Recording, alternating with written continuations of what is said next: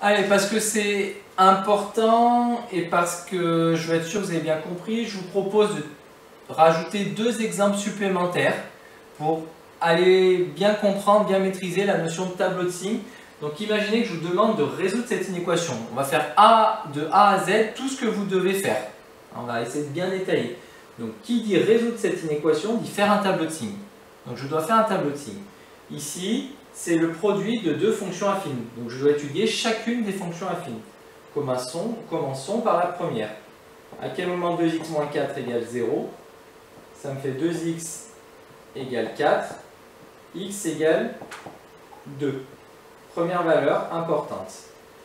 Deuxième fonction, 9 plus 3x égale 0. 3x égale moins 9. X égale moins 9 divisé par 3, moins 3. Deuxième valeur importante.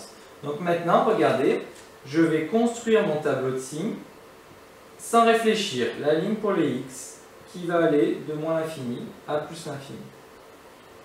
Une ligne pour le premier facteur, 2x moins 4. Une ligne pour le deuxième facteur, 9 plus 3x. Une ligne pour le produit des deux, donc 2x moins 4, fois 9 plus 3x. J'écris petit, mais c'est pour faire un bilan de tout ça. Maintenant, tout ça c'est automatique. Maintenant, là, il faut réfléchir. Il faut mettre les deux valeurs où ça s'annule dans l'ordre. Donc d'abord, le moins 3, puis le 2. On prépare des colonnes. Et on raisonne ligne par ligne. 2x moins 4, c'est là, ça s'annule en 2. Le coefficient d'électeur est positif, donc droite qui monte. Donc d'abord moins, puis plus. 9 plus 3x, c'est là, ça s'annule en moins 3. Le coefficient d'électeur est positif aussi, donc là encore, d'abord moins, puis plus. Bilan colonne par colonne, moins fois moins, ça fait plus. Là où ça fait 0, un produit de facteurs s'annule. Moins fois plus, ça fait moins. Si on a un des deux qui fait 0, ça fait 0. Plus fois plus, ça fait plus. J'ai obtenu le tableau de signes, mais attention, je n'ai pas tout à fait terminé. Je voulais résoudre l'inéquation. Donc je voulais savoir à quel moment c'était strictement positif. Donc c'est strictement positif car dans le bilan de mon tableau de signes, j'ai mis des plus. Vous voyez qu'il y en a deux. Donc premier intervalle, S égale de moins l'infini à moins 3. Moins 3 exclu, parce qu'à moins 3 ça fait 0. Or moi je veux que ce soit strictement supérieur à 0. Deuxième intervalle, donc je vais l'appeler par une union. 2 exclu aussi, parce que je veux que ça fasse strictement plus grand que 0, que ce soit strictement plus grand que 0, jusqu'à plus l'infini, qui est toujours exclu. Et donc voilà comment vous résolvez ce type d'inéquation, en passant obligatoirement par un tableau de signes. Deuxième inéquation, pour être sûr que vous ayez bien compris.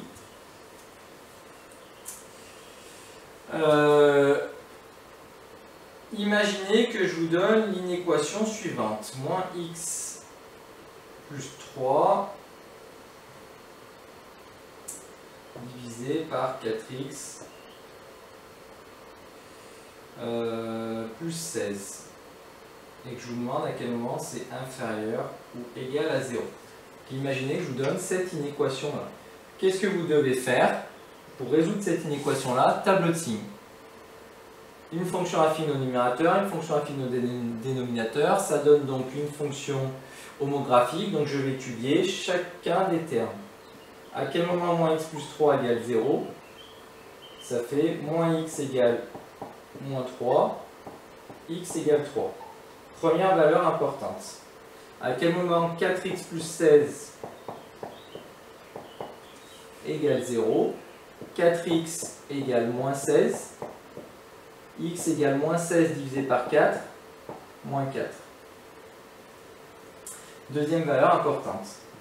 Je fais donc mon tableau de signes, je le prépare. Une ligne pour les x qui vont de moins l'infini à plus l'infini. une ligne pour le premier terme, moins x plus 3, une ligne pour le deuxième terme, 4x plus 16, la dernière ligne pour faire le bilan. Je commence à réfléchir, je mets les valeurs où ça s'annule dans l'ordre, donc moins 4 et 3. Je prépare mes colonnes, vous voyez comment on y va étape par étape. La première ligne, moins x plus 3, ça s'annule en 3, donc en dessous du 3, je mets un 0. C'est une fonction affine décroissante, le coefficient de vecteur est négatif, moins 1. Donc d'abord plus, puis moins. Attention à l'ordre des signes, réfléchissez bien à chaque fois. 4x plus 16, ça s'annule en moins 4. C'est une fonction affine croissante, donc d'abord moins, puis plus. Bilan colonne par colonne, plus divisé par moins, ça fait moins. Plus divisé par plus, ça fait plus. Moins divisé par plus, ça fait moins. Quand le numérateur s'annule, le bilan s'annule. Quand le dénominateur s'annule, là je dois bien penser à la valeur interdite. Double barre. D'accord? Et là maintenant, encore une fois, je n'ai pas tout à fait terminé, puisque je dois utiliser le tableau de signes que je viens de faire pour résoudre une équation. Une équation, on demande à ce que ce soit inférieur ou égal à 0. Donc c'est quand j'ai mis un moins dans mon bilan. Il y en a deux des moins. Le premier, il va de moins l'infini jusqu'à moins 4, valeur interdite, donc forcément exclue. Le deuxième recommence à 3, mais cette fois-ci, 3, en 3, ça fait 0. 0, ça marche, parce que je veux que ce soit inférieur ou égal à 0. Donc si c'est égal à 0, ça marche. Donc là, je peux inclure le 3 et aller jusqu'à plus l'infini. Et voilà comment vous avez résolu une inéquation assez compliquée en passant par un tableau de signes, sans oublier toutes les règles qu'on a mises, notamment celle de la valeur interdite quand on a un quotient. Et n'oubliez pas que le tableau de signes, c'est une étape intermédiaire, mais que la conclusion attendue, c'est utiliser le tableau de signes pour savoir quand mon résultat, mon bilan est négatif, par rapport à une équation demandée ici. Voilà, j'espère que tout ça pourra vous aider.